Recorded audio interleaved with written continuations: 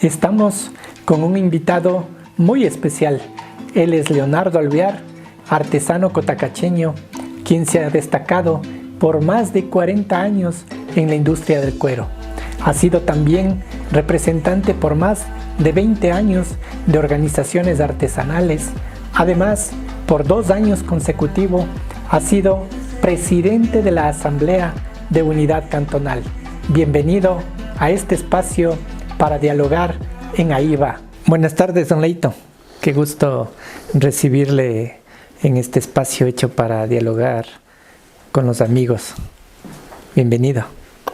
Gracias, Danielito. Es para mí también un gusto poder estar acá y compartir algo de lo que nos ha acontecido como artesanos, y en buena hora que haya habido esta iniciativa tan importante para el medio de comunicación, para poder no solamente dialogar, sino para poder archivar las cosas que se van dando en estos tiempos, como a modo de un archivo histórico, que siempre es necesario que las sociedades, que las comunidades tengan su historial.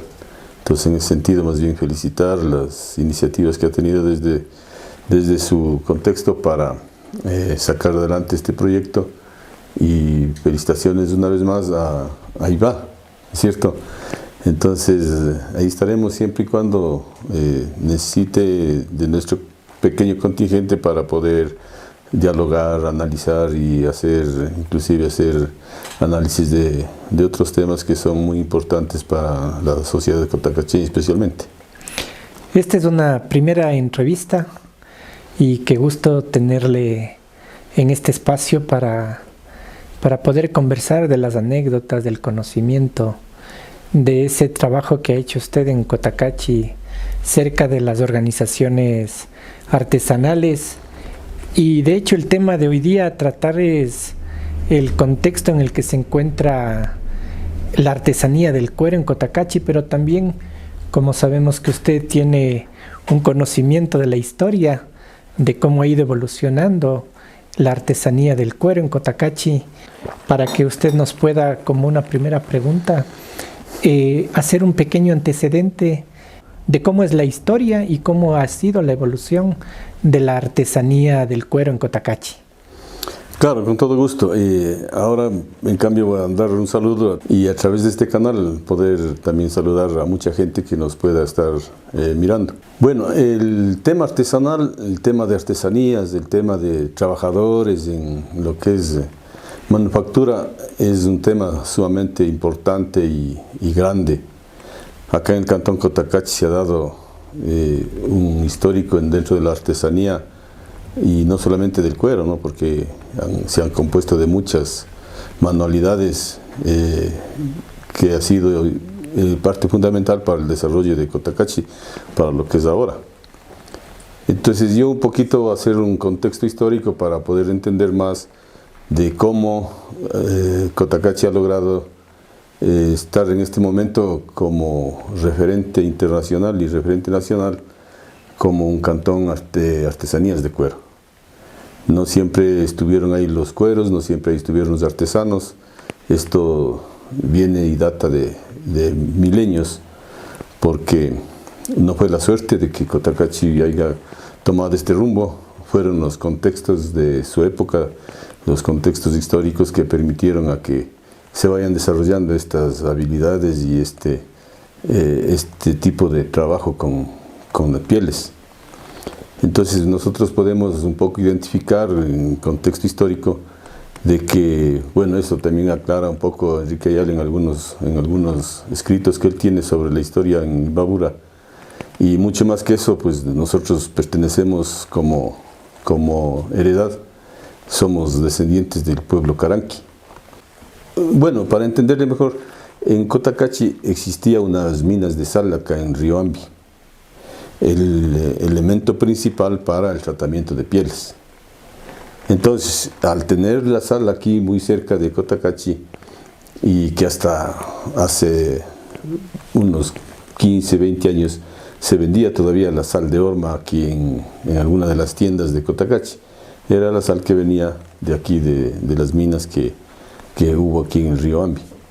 Entonces, con ese elemento principal se podía haber tratado pieles ya, es decir, hacer un salado de pieles, y de alguna manera se consiguieron otros mordientes. En esos tiempos, antes de que se descubra la guaranga para la curtiembre, se utilizaba inclusive el estiércol de perro, según hay datos y cifras de esto, para hacer una especie de curtido a algunas pieles.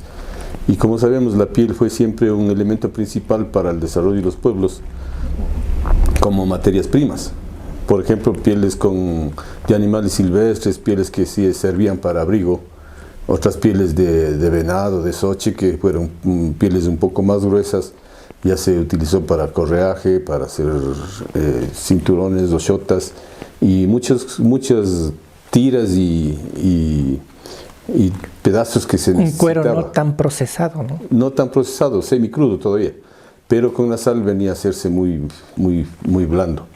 Entonces, en ese contexto ya fue conocido Cotacachi como un tratador de pieles, y venía de los lados, de las comunidades y de otros lados, para hacer este trabajo de adobo de pieles, se llamaba.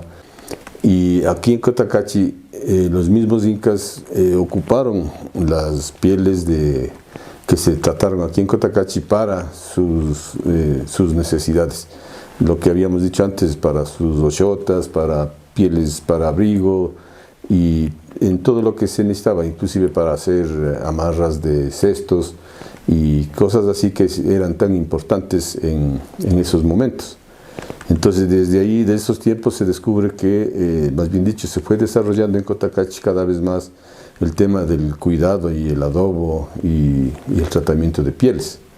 Entonces, en algunas partes se han encontrado los tanques en donde utilizaban para este salado de pieles, porque lo más era salado, ¿no? Que no tenían todavía mordientes para aprovechar haciendo una curtiembre más o menos diferente, para que sea de alguna manera el cuero utilizado de una mejor manera, o un cuero más suave.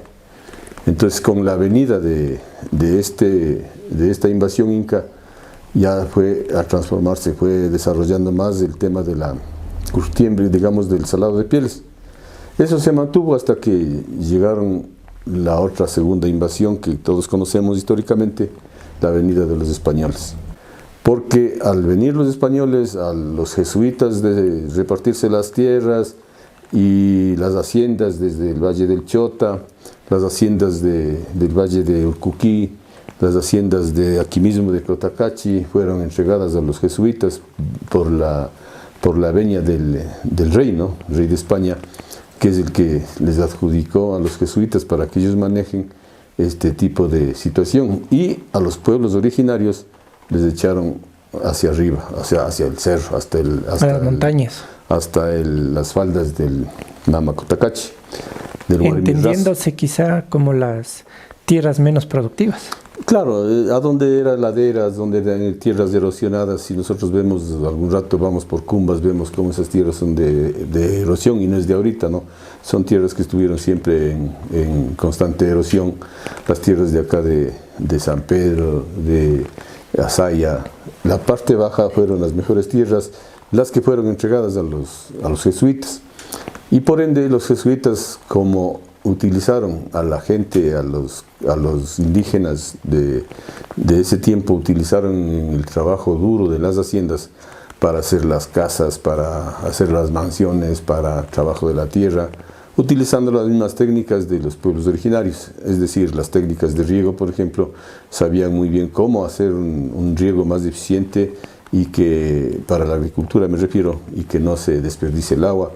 En ese contexto fueron aprovechando más bien las técnicas. No es que nos trajeron las técnicas desde allá, se utilizaron las técnicas de aquí. Lo que pasa es que muchas veces nosotros nos confundimos porque creemos que vinieron los españoles y nos trajeron todo, pero no fue así. Más bien utilizaron los mismos tejidos que hicieron aquí en Cotacachi, hicieron telas para exportación. Las telas fueron con las técnicas de los pueblos originarios, telas finísimas que trabajaron aquí. y mucho más en Antonio Ante, que inclusive lograron poner una fábrica grande como es la fábrica Imbabura, pero eso en un tiempo mucho después.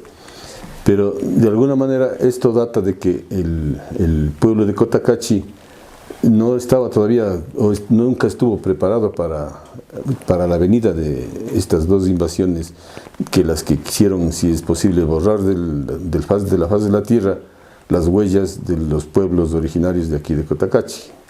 Entonces, en ese sentido, también mi admiración por este pueblo, que fue también a pesar de que fue esclavizado, a pesar de que fue martirizado, pero también tuvo un valor único de luchar así con esa fuerza ancestral, de luchar, si es posible, hasta la muerte, en defensa de su tierra.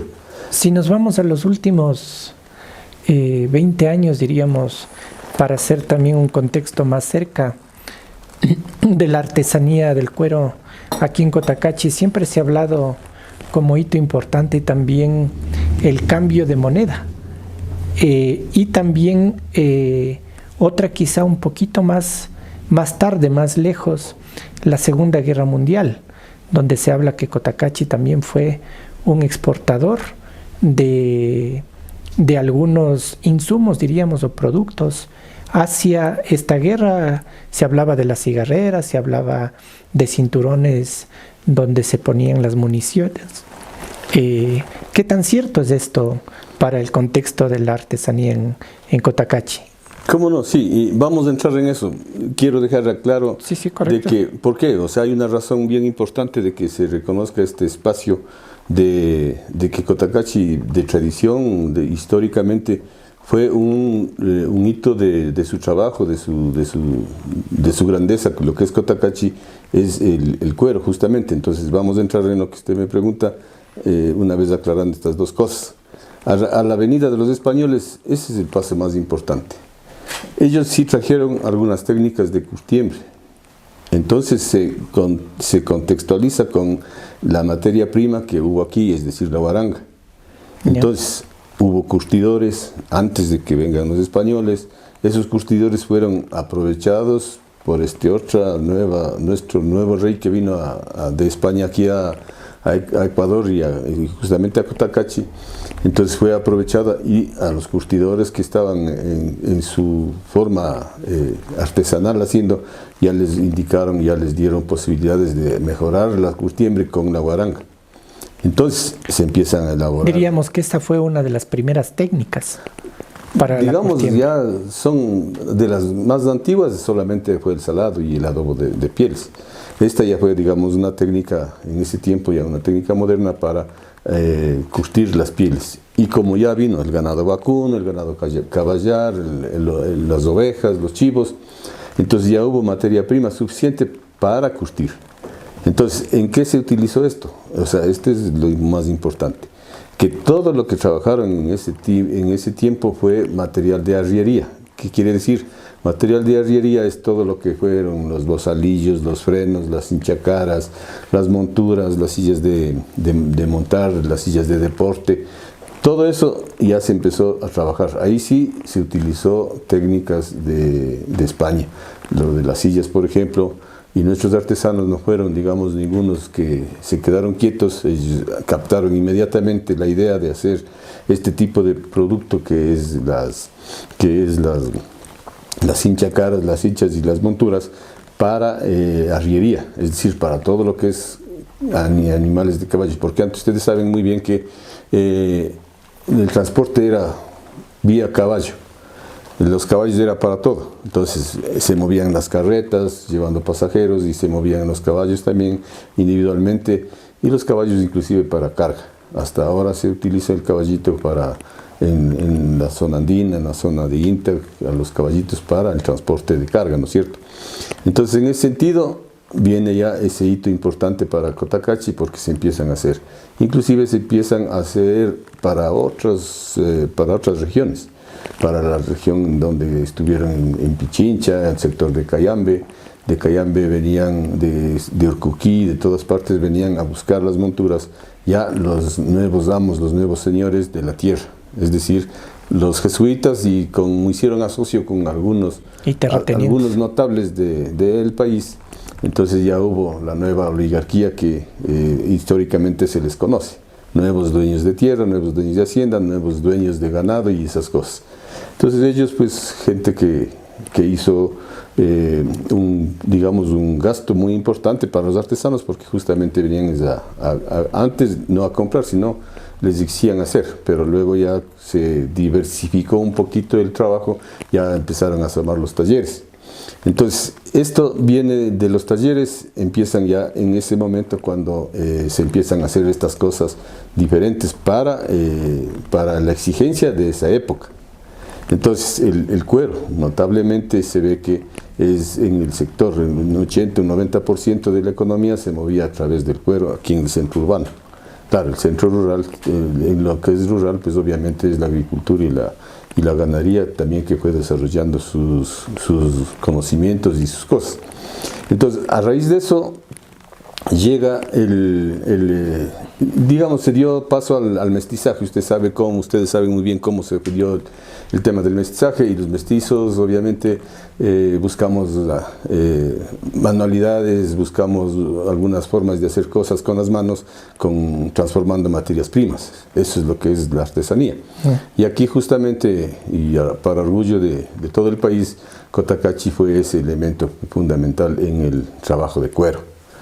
Entonces, los talleres hubieron antes de que se dé la vida republicana, antes de que se dé la vida cantonal aquí en Cotacachi, porque recordemos que en 1861 es la cantonización de nuestro cantón, y en 1820 más o menos que Simón Bolívar decreta que se eleve a cantón a Cotacachi, pero en ese momento pues hubo una situación media elevada, una cuestión política no muy decidora, un contexto político muy arrebatado.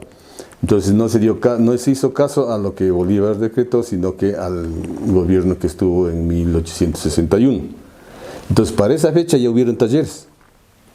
En la primera reunión del Consejo Municipal de Cotacachi, o sea, Cotacachi pertenecía al regimiento de Otavalo, era como ser una parroquia de Otavalo. Pero una vez que se hace cantón, constan ya. ¿Qué nomás había? Había talleres de alfarería, talleres de tejidos, de tejedurías, había los talleres quiere decir, según la historia, al hablar de talleres, que eran docenas de talleres de cuero. Habían peluqueros, habían albañiles, habían picapedreros, habían tapialeros, empedradores de calles. Toda esta gente es un artesano que obviamente dio mucho valor, y gracias a ellos tenemos trabajos importantísimos, como ahorita pasamos por el puente del Ambi, cuando vamos por acá por la Merced, es hecho de los criollos, de nuestros compañeros artesanos, indígenas, mestizos, que hicieron esos puentes, y tenemos hasta ahora ocupando. La iglesia misma fue hecha a base de mingas y a base de estos maestros. Se lograron, se llevó a cabo, digamos, con algunos ingenieros, pero los que hicieron a la final son ellos. Aquí al lado nuestro tenemos un picapedrero todavía, don Juanito Chassi. Él hizo las piedras sellares para muchas veredas de las que están ahora sacando y botando esas piedras. Eso es nuevo para mí, pese a que es vecino. Vecino Juanito Chassi, un picapedrero de esos tiempos, y ellos iban a sacar las piedras de Quitumba y entregaban a la municipalidad. Entonces, lo que a mí me concierne en resaltar justamente es de que los talleres ya estuvimos antes de que esta ciudad sea cantón. ¿Por qué recalco en esta parte? Porque yo he estado en algunas partes del país también discutiendo temas artesanales, y mucha gente piensa que a la venida de algunos personajes que vinieron más o menos en el 70, en el 80, y se dice que ellos han venido trayendo la artesanía del cuero aquí a Cotacachi, y obviamente por eso hago este contexto, para que se entienda que el cuero en Cotacachi es de ancestro. Entonces, que han venido nuevas personas, han venido migrantes de otras ciudades a trabajar en el cuero, es natural y es obvio, ¿no? Evoluciona con la construcción social. Lo que no está bien es que se diga que a raíz de ellos se ha empezado a trabajar el cuero. Y no es así. Han venido con sus técnicas, han sido buenos artesanos, eso nadie los desconoce, y de pronto algunos compañeros también podrán haber aprendido algo de ellos y haber mejorado su situación de producción. Tampoco me puedo oponer, pero esto es lo que quería un poco aclarar. A raíz de eso tenemos ya talleres ya formados, ya hechos. Talleres en donde siempre se decía que cuando hubo los acontecimientos bélicos a nivel mundial, ahí vamos a la pregunta que me hacía Danielito, que se empezó a trabajar pero a full. Esta pregunta le hacía amigo Leonardo porque cuando, bueno, usted recordará que estábamos trabajando en la Asamblea de Unidad Cantonal en esos proyectos que transformaban Cotacachi, diríamos, hace más de una década. Y salían informaciones importantes sobre algunos artesanos exportando productos a este hito importante que digo, ¿no? Porque los jóvenes quizá no conocemos, pero la historia es importante conocerla para apropiarnos de nuestra ciudad, de nuestra historia, ¿no?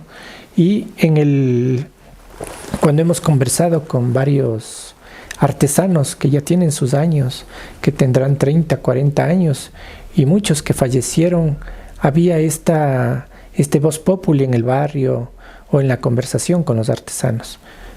Sí, obviamente fue así, porque hubo una demanda increíble de productos para estos acontecimientos bélicos que se dieron. Y obviamente aquí se empezó a trabajar lo que eran las cigarreras, las cartucheras, los portalentes, portagafas, todo eso que necesita este elemento.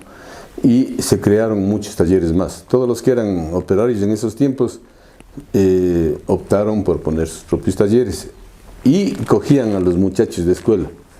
Vengan después de la escuela a trabajar, entraban día 15, día 20, día 25, día 30 jóvenes a trabajar porque antes la escuela, digamos en quinto, sexto grado, ya eran jóvenes los muchachos, ¿no? Ahora es otro tiempo, pero de la escuela salían ya jóvenes muy capaces y entraban a los talleres hasta trabajar hasta la noche. Entonces trabajaban hasta la noche y obviamente al otro día iban a la escuela y nuevamente se daba ese paso. ¿Por qué? Porque había una demanda increíble de estos productos. Entonces ahí es que estos jóvenes que entraron así como, por eso se llaman el semillero de los artesanos, fue en esa época. Y terminó el acontecimiento bélico a nivel mundial y terminó la venta. Entonces, ¿qué hacían tanto artesano que estuvieron capacitados ya en los talleres? Entonces pasó que ya empezaron a poner cada cual su taller y empezaron a hacer las maletas de viaje, neceseres y también algunos elementos complementarios como cinturones, como las cosas billeteras especialmente, que siempre se trabajó, los monederos de mano, las chaucheras. Imagínense que para hacer una chauchera se necesitaban 3 artesanos diferentes, o artesanas, porque casi por lo regular las mujeres eran las que cosían. Entonces había el artesano que hacía el molde, que hacía la tapa, que hacía la cajita, y había una persona que huequeaba con una lesna, era el huequeador, y otra persona que era la que cosía. Entonces se necesitaban 3 artesanos. Y lógicamente estos tiempos dieron para que la gente pueda desarrollar sus capacidades increíbles de mejorar, de hacer cosas nuevas. Las materias primas seguían siendo locales. Ya se hacía aquí, se desarrolló también una cosa muy importante en Urcuquí. Pusieron algunas curtiembres artesanales, ¿no? Y venían a vender aquí los cueros en Cotacachi, las baquetas. Había el tafilete, la baqueta, y de esas baquetas se solía hacer las maletas. Entonces las maletas se empezó a hacer, ahí también necesitaban otro tipo de un trabajo artístico que eran los relieves. Y un maestro, creo que en los años 30, 25, 30, el maestro Gómez, era el maestro artista que hacía los relieves de las formas que pedían los artesanos. Vamos a remojar la garganta. Siga, don Leito. Tengo yo un vecino, tenía un vecino, estoy hablando desde hace que yo sabía pasar por el taller de él, estoy hablando de unos 20 años, que hacía estos relieves en un tipo monedero de pescado, que era hecho con baqueta. Claro, el relieve... Quizás se refiere a ese tipo. Es del molde, sí. ¿Ya? Entonces, ese molde era el que tenía que ser exactamente a la exigencia del artesano. El artesano de la talabartería o del cuero, lo que hacía es el lujado, el repuje para que salga la imagen, ¿no es cierto? Ese es el mecanismo. Pero la pieza, el relieve, como decir el cliché, era hecho con una increíble precisión de este maestro Gómez, del que fue oficial, recién murió nuestro querido amigo y maestro Benjamín Flores. Él quedó heredando este arte. Pero en la situación en que estaba, qué sé yo, en los 50, por ahí, ya no había el trabajo que la gente tuvo en esos momentos de álgida guerra. Entonces hubo la necesidad de emigrar a Colombia. Entonces hablaríamos de que la época de la Segunda Guerra Mundial fue el primer boom económico en la artesanía del cuero en Cotacachi. Sí, prácticamente así como se destapó una gran posibilidad de trabajo para cantidad de artesanos que hubo en Cotacachi, y eso arraigó más en nuestra cultura para que amemos tanto la artesanía de cuero, ¿no? Porque se vio que eso fue.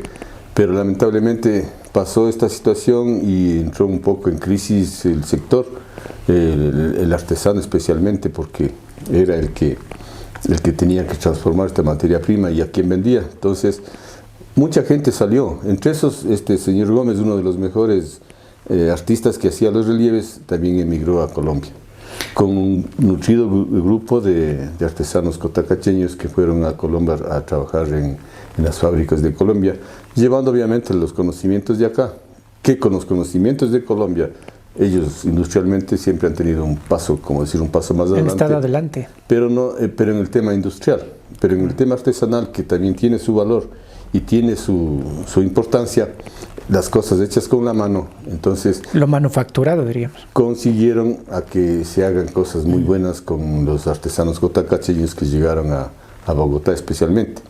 Entonces, ese momento histórico también para la artesanía de Cotacachi hace que los compañeros que en un momento, pasado una década o 2 décadas, también se les puso un poco difícil y por el arraigo a la tierra, por querendones a su familia, con todo derecho, empezaron a regresar.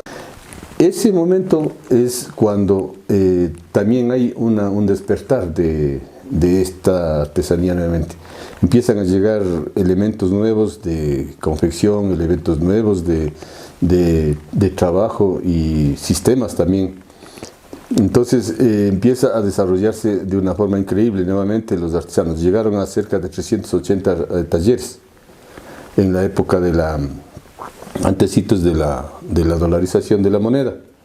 Entonces el cuero estábamos comprando, recordarán compañeros, que se estaba comprando a 15.000, a 16.000, a 17.000 dólares sucres el pie. O sea, la devaluación de nuestra moneda fue tan grande que llegó a valer 25.000 sucres un pie de cuero. Cuando se dolarizó la moneda, el pie de cuero valía $1, ¿no es cierto? Entonces, cuando se presentó los productos, habían maestros que desarrollaron la capacidad de confección en ropa de cuero. Increíblemente entregaban de a cientos las chompas para Colombia, por cientos.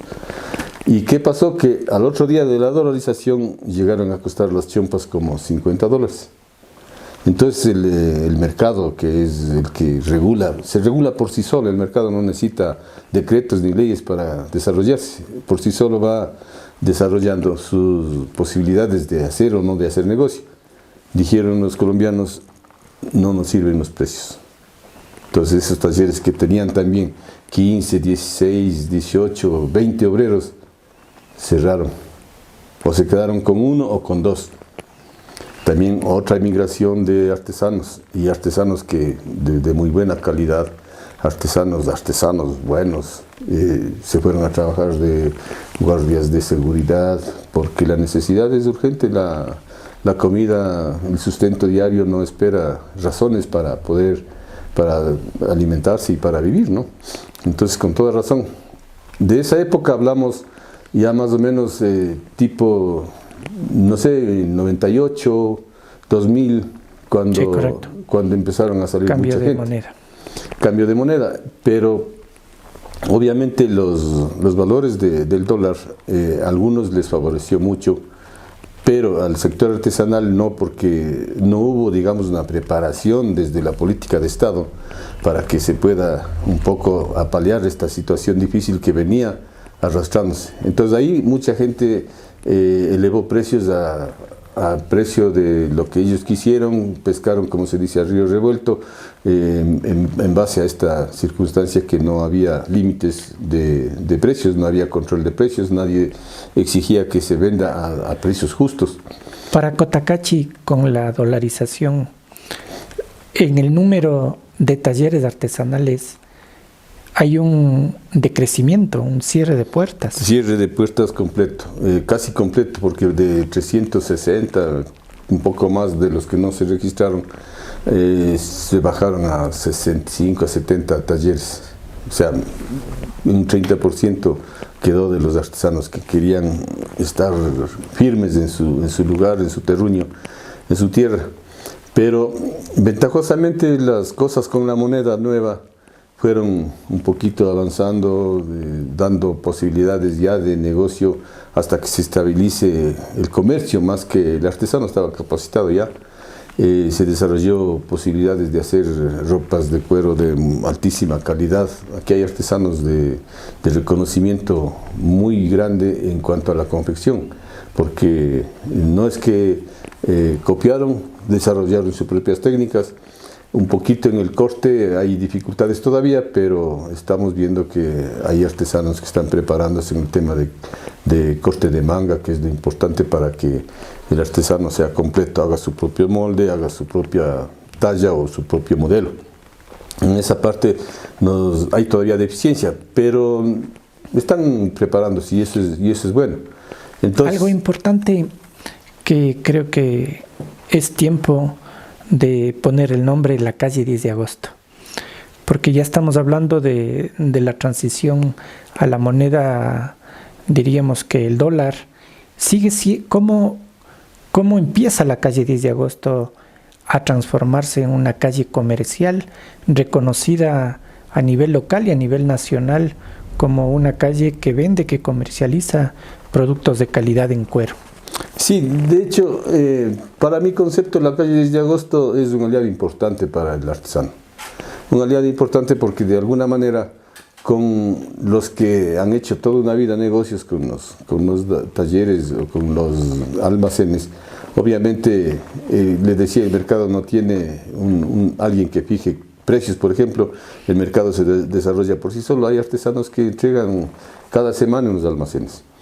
Ha habido mucha polémica por esta situación, ha habido gente que ha aprovechado, es verdad, no ha cumplido ciertas normas de equidad y de respeto por el tema de artesano, comerciante, pero en la mayoría veo que hay esa posibilidad. Y hay también, digamos, ese criterio bueno de trabajar juntos, porque si le va bien a la 10 de agosto, le va bien a los artesanos y por ende, ¿no? Necesitamos un aliado importante donde podamos entregar nuestros productos que estamos realizando. Algunos artesanos tienen contactos muy importantes en Cuenca, en Guayaquil, qué bueno. Aquí mismo hay otros artesanos que tienen clientes muy respetuosos de este compromiso de comprar y de vender y de comprar, ¿no? Entonces, en ese sentido, la 10 de agosto pues desarrolló también sus capacidades, invirtieron, y ahí tenemos una 10 de agosto esperando a la clientela, esperando al turismo. Y de hecho, cuando hay el turismo, pues necesariamente creo que aparte, más de los 100 almacenes que hay, todos venden Un poco hubo una recesión por lo de la pandemia, que se cerraron todos los almacenes, no se vendía nada, no andaba nadie y tampoco nadie trabajaba porque no había quien vender. Hace unas semanas estuve dando un paseo con la familia por Otavalo y bueno, regresar por la 10 de agosto. Pero la 10 de agosto estoy yo haciéndome una referencia de 5 a 7 años atrás, que también, claro, la pandemia golpeó mucho a los comerciantes del cuero, ¿no? Porque muchos de quienes están ofertando el producto del cuero en la 10 de agosto no son artesanos, son comerciantes, que esto hay que también poderlo trasladar con conocimiento, ¿no?